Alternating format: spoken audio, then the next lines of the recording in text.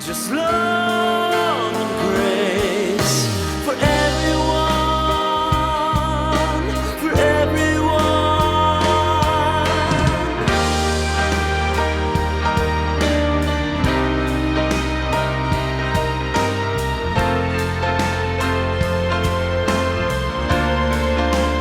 Yeah, for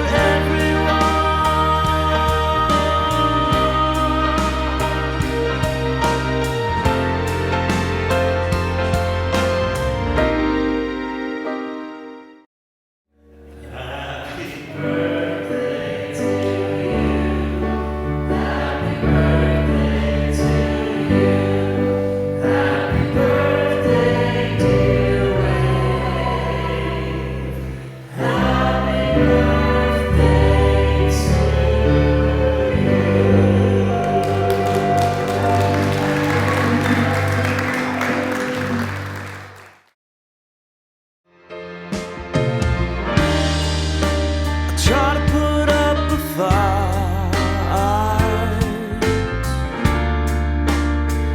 The waves keep coming. I drowned in a dream last night, picked up by something. It's funny when you hit the ground.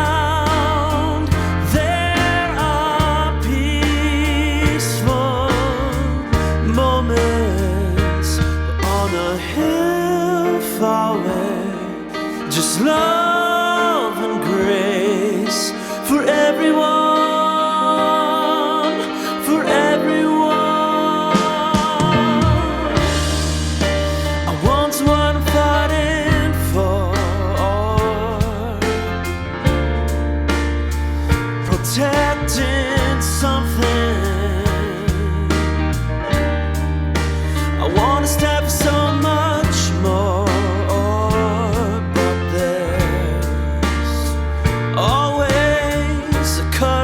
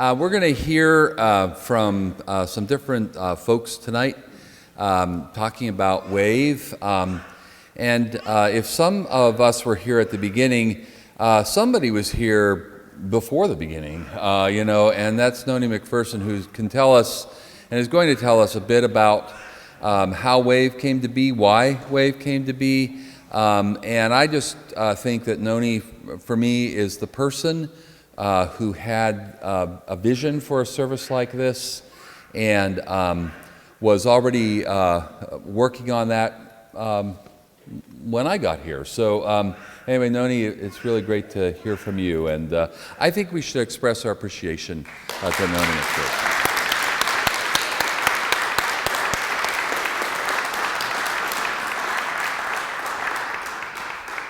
Well, first of all, thank you all for coming. Just want to extend a very warm welcome. So pleased to have you celebrate with us tonight. I thought I would give you a little bit of the history. So in 2010, I was actually invited to be on session with pretty much the purpose of gaining support for and helping to launch a contemporary worship service. At that time, the church really saw this as an opportunity to grow the church, to not only to appeal to current members, but to the broader community. So it was really seen as providing, strength in terms of building on the equity of our church and bringing in new users. So one of the things that I wanted to highlight was the fact that really Don was instrumental. I'm going to get choked up, so thank you. And I also want to acknowledge the team. So if the team could stand up, and also anyone who's been involved. Noel, so happy to see you. So if you could stand. Yeah.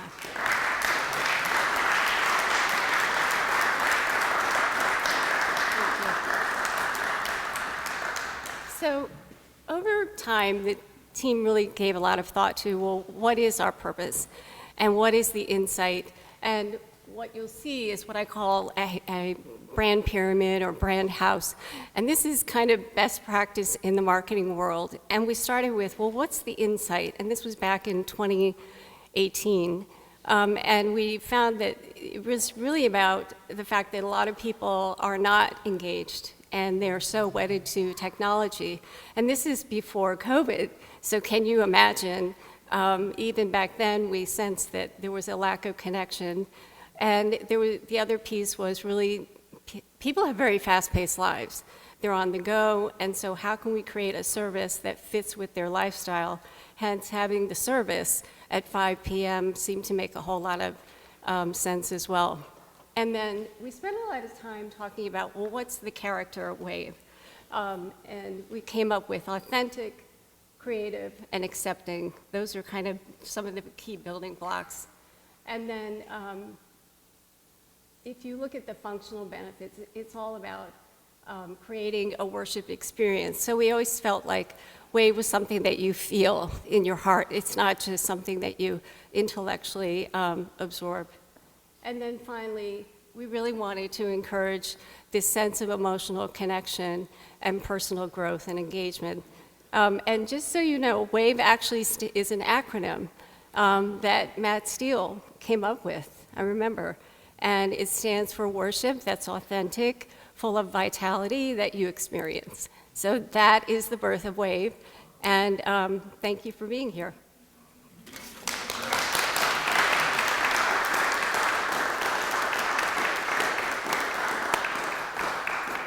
Thanks, Noni.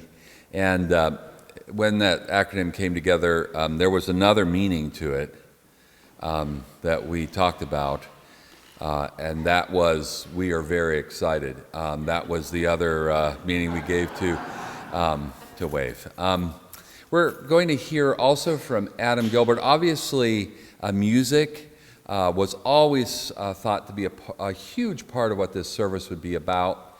And Central just, with the blessing of God, connected with Adam Gilbert right around the time that this was all coming together 10 years ago.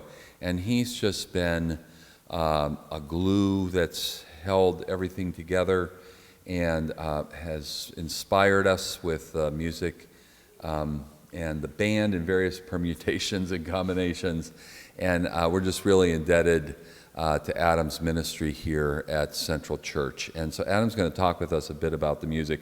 But before he does that, I just want to take a moment to appreciate the person that Adam Gilbert is. Just a saint, a wonderful guy.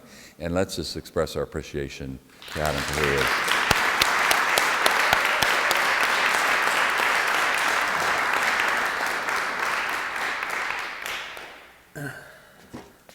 Thanks, Don. I don't know about saint, but I'll take it.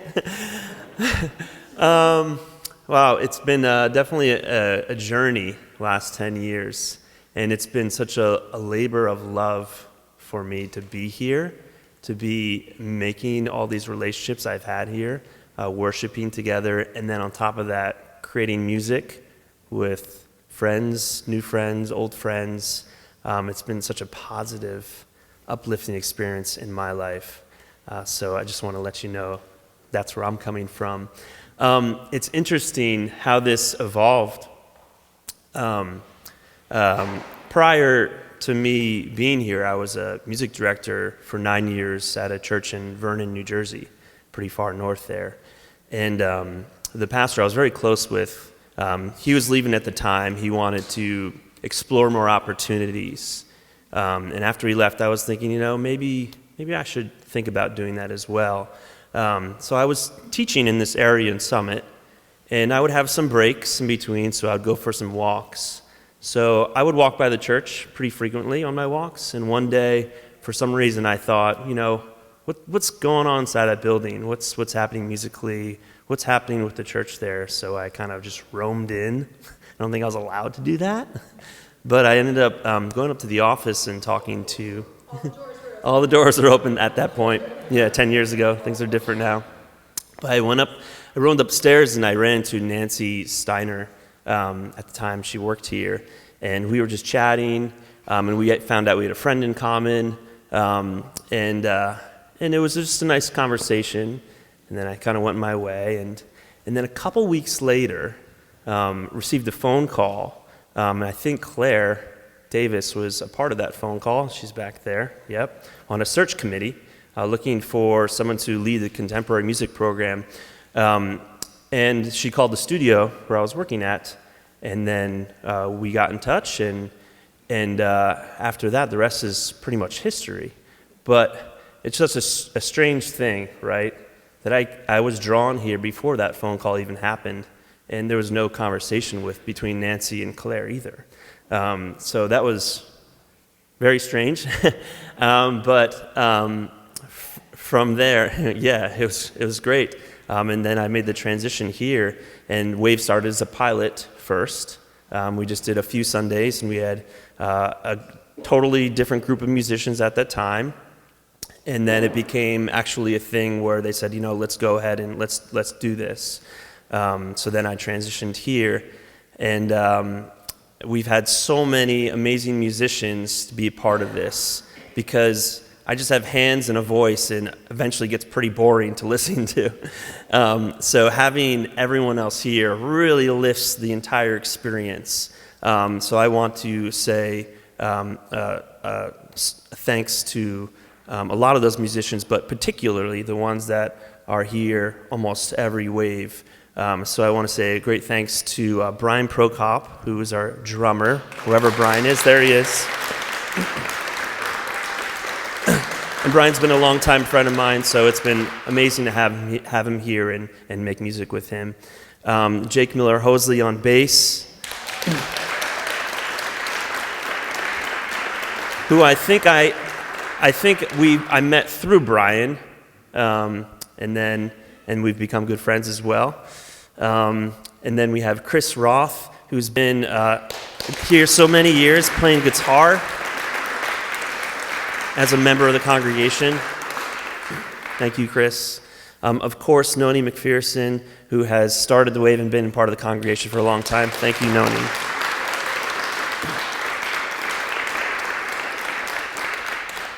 And our newest addition, Brittany Baratz, thank you so much for being a part of our service. And real quick, I just want to go down a list of musicians because they've been in and out here that have been a part of making the service what it is today.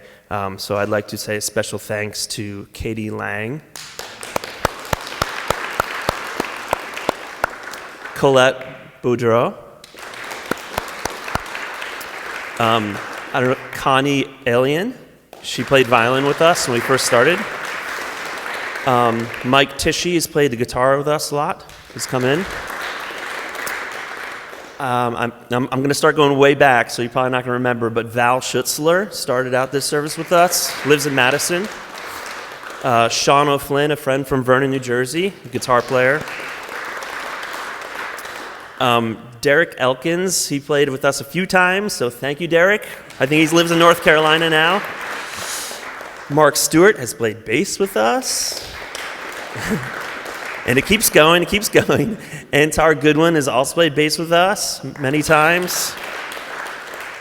Richard Copley, maybe a few of you remember him. He sang with us as well.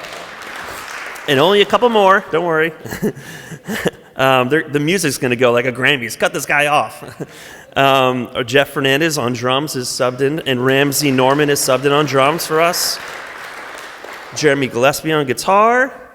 And finally, all the kids over the years who have participated, sang with us, played with us. A special thanks so much for your participation, and hopefully we can get more kids participating in this to keep that vibrant nature going. So thank you so much.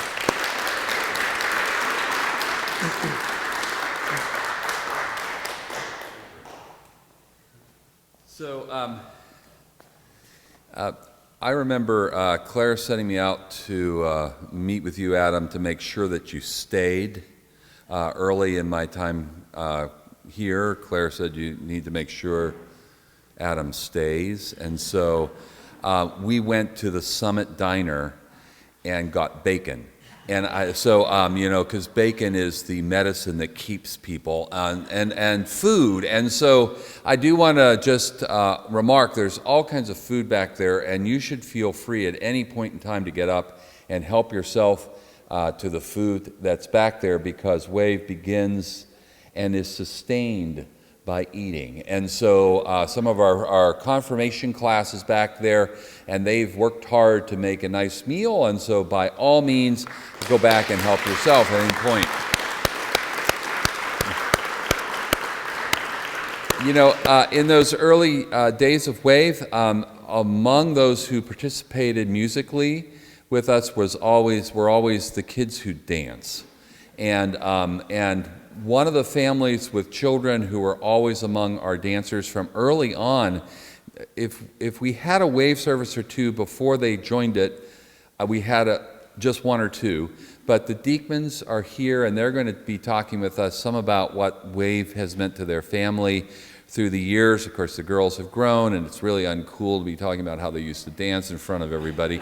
But anyway, they did, and there might even be video of that. But anyway, that we'll give it to your parents for when you graduate from high school, and they can show it. But we do want to welcome the Diekmans, who have been such a part of Wave, and they're here to talk with us a bit about what the service has meant to them as a family.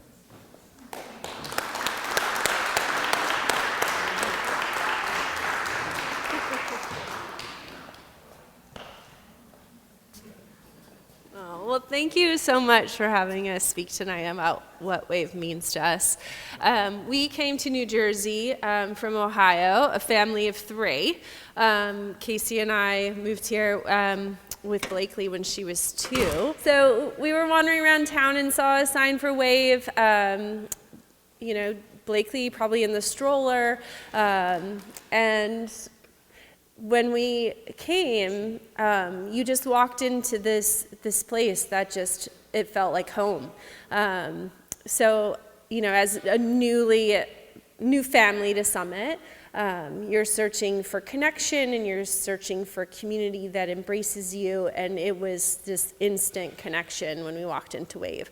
And also they were very accepting of our 2-year-old, who was probably in a bright pink tutu, who just like spun around, danced around Adam, and embraced her. And there was no like smirking or, they just embraced all of us, and thought that was really sweet. So that's kind of how we started here. And now I am a part of this place at a deeper level as the director of the nursery school. And I often say to parents who come to visit, like, what should I look for in a preschool, things like that. And it's the same thing that I would say here too. It's you walk into a place, and if it just fills you up with light and joy, then that's the place for you. And I feel like that was the place for us. This is the place for us. I know Casey has some things to say too, so.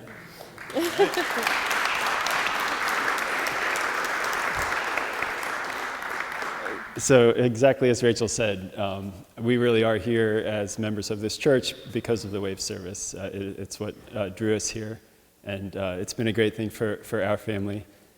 When the girls were dancing up here, I was always afraid they were going to knock over the communion cup, but they never did. So, and I appreciate the opportunity to speak about what it means to our family, because I really do feel like that the whole Wave community is a family, and it feels very appropriate to be up here talking about family.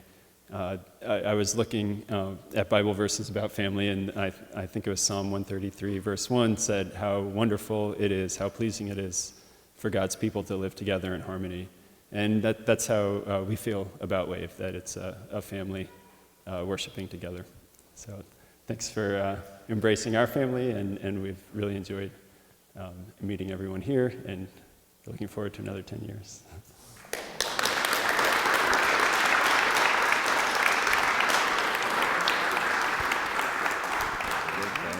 Thanks. So thanks so much. In the fourth chapter of John's Gospel, there's a story. Jesus is passing through Samaria, and he's taking a rest. It's a hot day, and he gets thirsty, and a woman comes up. He's near a well, but he doesn't have a bucket. She does. And so he asks her for a drink of water, which is supposed to be kind of weird because Jews like Jesus and Samaritans supposedly didn't get along. That's kind of hard to understand. Jews and Samaritans, you can put it into our language, kinds of people that don't get along. Anyway, Jesus is a Jew, asks a Samaritan woman for a drink of water, and it leads to this long conversation with all kinds of things coming out about her life, and her struggles in life. She's been married and has had husbands die, and her life has been a difficult life. And Jesus carries on this conversation with her. Finally, it's always seemed to me this weird thing happens in the conversation. Maybe he's getting a little too close to the heart. And what she does is she shifts this question to a question about worship. And she says, as is the case, we Samaritans think that God needs to be worshiped here, and you Jews think that God needs to be worshiped there, and, what's up with that? I always thought that was kind of like a deflection from where the conversation was really going. It felt like it to me. But Jesus responds to her. And, okay, if you want to talk about worship, fine. We'll talk about worship. And this is what Jesus says to her. God is spirit, and the day is coming when people will worship God in spirit and in truth. It doesn't really matter where people gather to worship God. And there's no prescribed set of things that have to happen. What needs to happen is that from our hearts, there is a connection to the God who is alive. And when that happens, wherever that happens, however that happens, that's the worship that God desires. And I really think that Wave has been an example of that to me. Here in this auditorium, sometimes outside, different places around the building, trying to get to that connection to the God who is alive. And wherever we are, when that connection happens, God is worshiped and God is pleased. And so 10 years of Wave, because I think that has been the objective that we've honored, is we've tried to create a space where from our hearts we can connect to a God who is alive. And with lots of people or few people, when that happens, God is worshiped and God is pleased. So congratulations, 10 years of Wave, and hopefully many, many more to come.